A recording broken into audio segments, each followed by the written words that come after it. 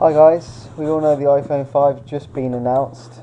So this is the next big phone from Apple. It's actual 6th generation phone, but they've called it the iPhone 5. So I'm just going to look at the spec sheet and see what's changed.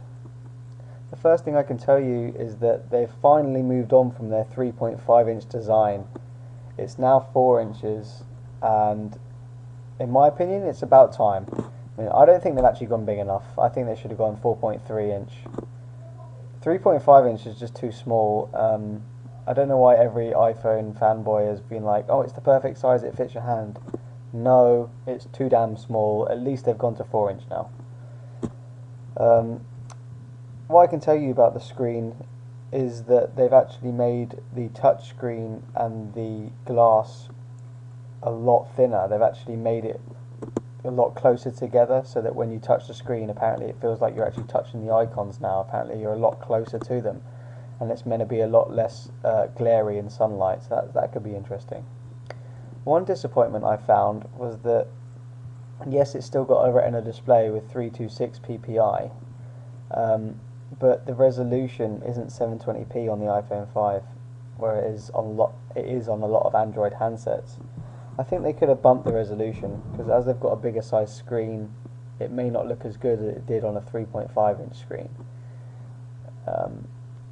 But we'll have to wait and see. They've also added the Apple A6 processor compared to the Apple A5. Now, they didn't actually tell us that much about it in terms of its horsepower or how many cores it has. All they told us was that it's 2 times the CPU power and 2 times the graphics power of the iPhone 4S. My guess is it's still dual core but new architecture, because if it was quad core I would have thought they would have mentioned it and hyped it up.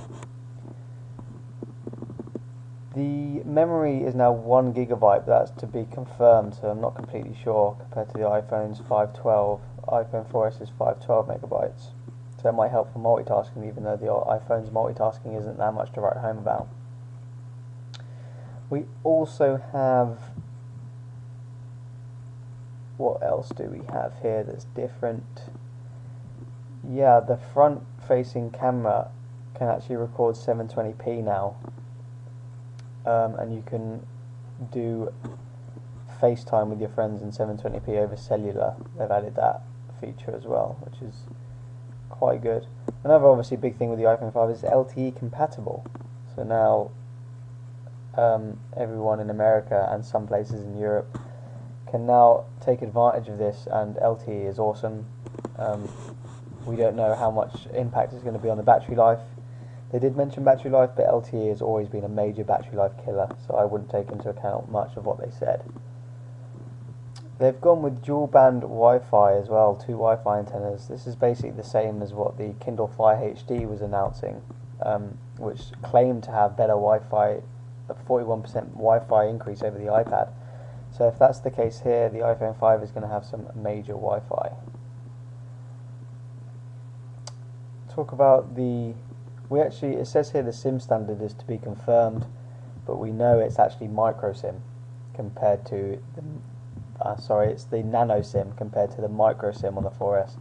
So you are going to need a new SIM card if you want the iPhone 5.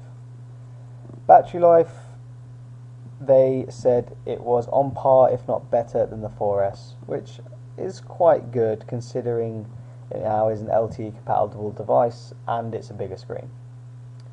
Another thing that they changed was the weight and dimensions. The iPhone 4S is 140 grams, the iPhone 5 is 112.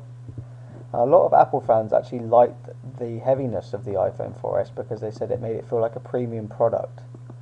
So are they going to pick up the iPhone 5 and say it's too light? I doubt it. I think it'll still be a very solid and good device for a premium user. And it's always, I find it's always better when it's lighter anyway.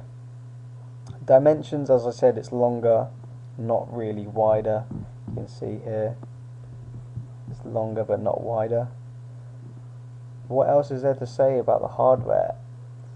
They touted it as having 3 microphones now to like noise cancellation and much better voice calls, but I can't verify any of that.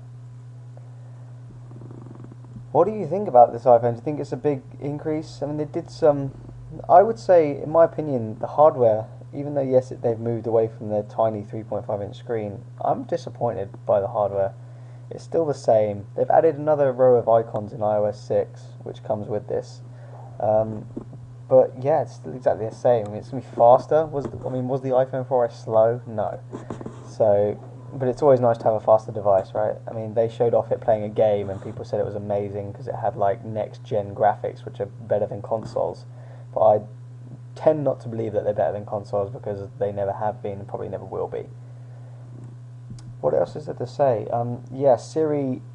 We know that this comes with iOS 6, so Siri's been improved to work with sports, movies, all that sort of stuff. Siri can now open apps.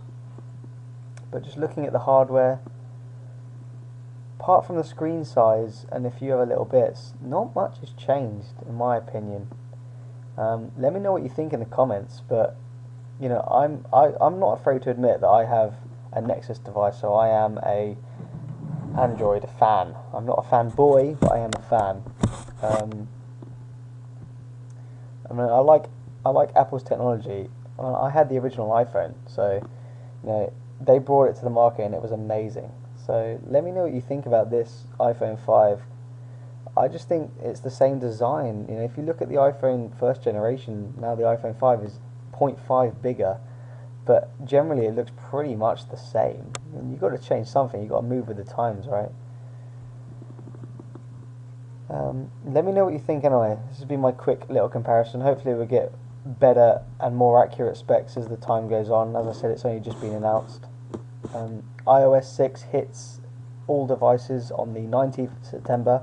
So I'll hopefully be reviewing that, probably on an iPhone 4S, because I doubt I'm going to get the iPhone 5 looking at these upgrades. Have a good day. See you later.